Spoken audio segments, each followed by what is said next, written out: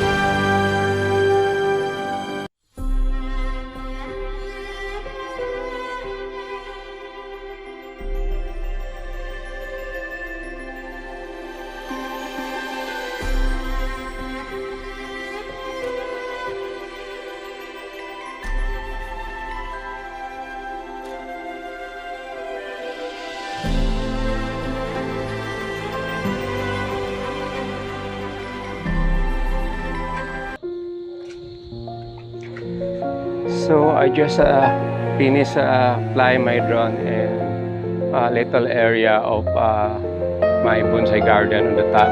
Then it's already 66%. So supposed to be going to drain this to 70%, but we cannot control because there are plenty of wire here at the top. So we cannot avoid that. Our time to landing is not a perfect 70% for the battery, so that I can put in the storage. So that is my style of how I drain my drone. I just let it fly in a short while. So this is it. So before I end this video, I would like to share that it takes how many minutes, not an hour, but how many minutes to unlock our drone in this area. So there are plenty of requirements that the DJI sent to us before I got to unlock. So I just asked help of my daughter because he is familiar or known about computer. So she's the one who unlocked the drone. So I just fly around in our area about 10 meters high, then roaming around because there's a wire and there's some trees there. So that is all about of my short video regarding how I drain my drone for my own style. So thank you very much for watching. Once again, this is Metro Chris at your service. God bless you all. Bye-bye.